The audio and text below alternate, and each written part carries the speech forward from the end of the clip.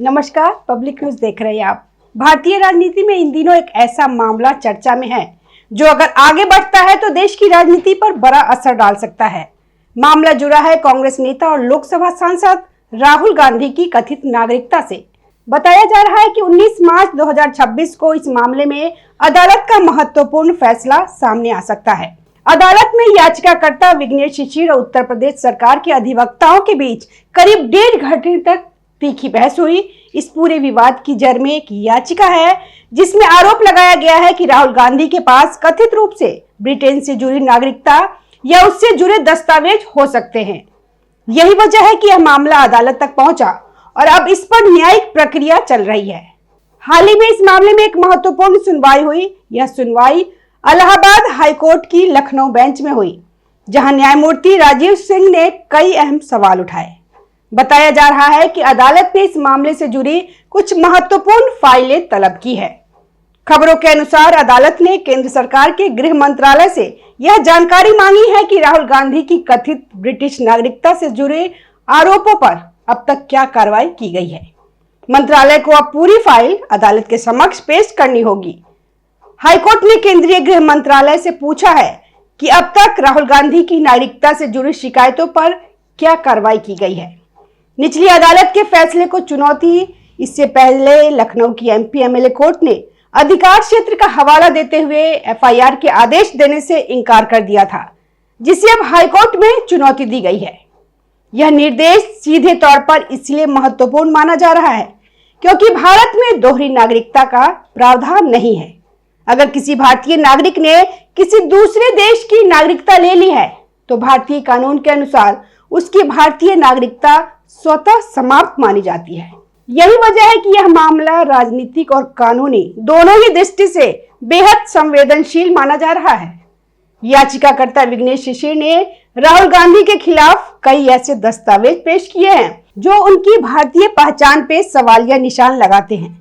इस मामले में याचिकाकर्ता ने दावा किया है कि राहुल गांधी का नाम ब्रिटेन से जुड़े कुछ दस्तावेजों में अलग पहचान के साथ दर्ज है।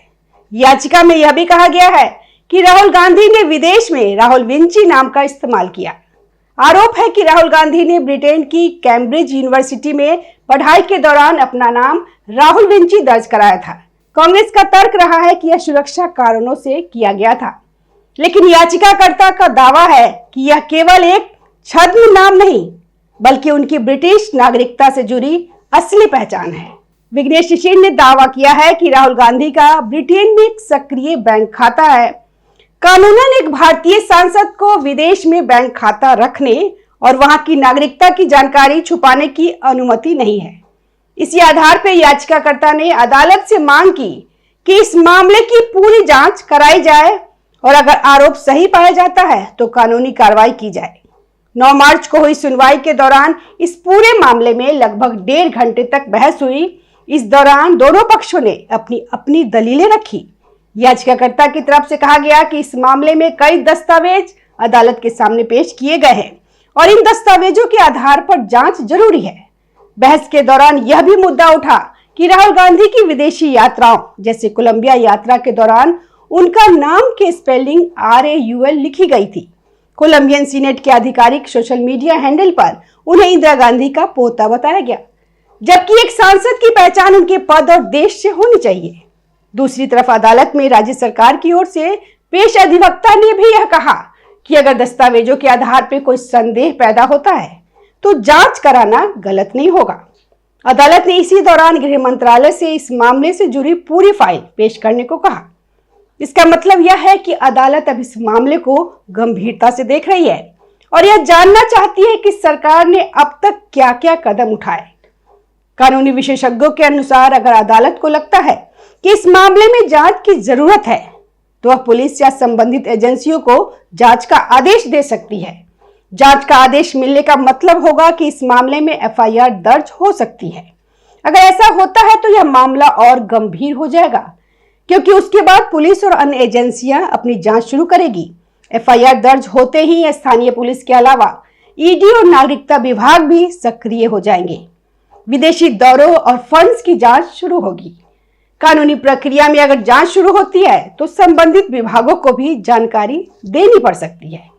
इसमें विदेश मंत्रालय, नागरिकता विभाग और अन्य एजेंसियां भी शामिल हो सकती है। राजनीतिक दृष्टि से भी यह मामला बेहद संवेदनशील हो सकता है, क्योंकि राहुल गांधी देश के प्रमुख विपक्षी नेताओं में से एक है और कांग्रेस पार्टी के बड़े चेहरे माने जाते हैं। अगर जांच का आदेश आता है तो राहुल गांधी की कानूनी टीम भी सक्रिय हो जाएगी। संभावना है कि वह अदालत के आदेश को चुनौती देने के लिए ऊपरी अदालत का रुख कर सकती है। राहुल गांधी की कानूनी टीम अभिषेक मनु सिंघवी, कपिल सिब्बल आदेश को तुरंत सुप्रीम कोर्ट में चुनौती दे सकते हैं।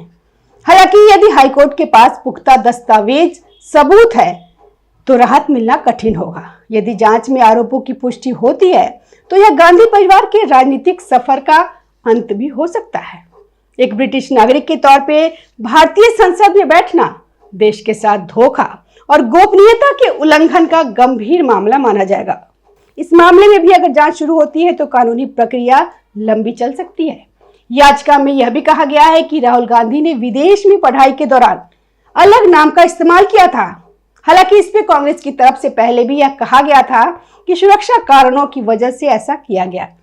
कांग्रेस के कुछ नेताओं का कहना है कि यह आरोप राजनीतिक रूप से प्रेरित है और इनका मकसद राहुल गांधी की छवि को नुकसान पहुंचाना है। दूसरी तरफ याचिकाकर्ता का कहना है कि अगर आरोप गलत है तो जांच से सच्चाई सामने आ जाएगी। यही वजह है कि अदालत ने इस मामले को पूरी तरह खारिज करने के बजाय पहले संबंधित विभागों से जानकारी मांगने का फैसला किया। अब इस मामले में सबकी नजर 19 मार्च पर टिकी हुई है। माना जा रहा है कि उस दिन अदालत इस मामले में अगला महत्वपूर्ण कदम उठा सकती है। अगर अदालत जांच का आदेश देती है तो यह भारतीय राजनीति में एक बड़ा मोड़ साबित हो सकता है। लेकिन अगर अदालत को आरोपों में पर्याप्त आधार नहीं मिलता तो मामला वही समाप्त भी हो सकता है। यह मामला अब केवल एक राजनीतिक आरोप नहीं रह गया, बल्कि राष्ट्रीय सुरक्षा और संवैधानिक गरिमा का प्रश्न बन गया है।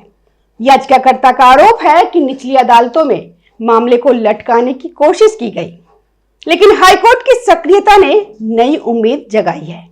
फिलहाल यह कहना जल्दबाजी होगी कि अंतिम फैसला क्या होगा, लेकिन इतना जरूर कहा जा सकता है कि यह मामला आने वाले दिनों में राजनीतिक और कानूनी बहस का बड़ा विषय बनने वाला है। अब देखना यह होगा कि अदालत इस मामले में क्या रुख अपनाती है और क्या जांच का आदेश दिया जाता है या नहीं। आने वाले दिनों में इस पूरे मामले पर देश की राजनीति और जनता दोनों की नजर बनी रहेगी। धन्यवाद। ताज़ा खबरों से जुड़े रहने के लिए हमारे चैनल को सब्सक्राइब करें और बेल आइकन को दबाना ना भूलें, ताकि हर खबर की नोटिफिकेशन आपको मिलती रहे।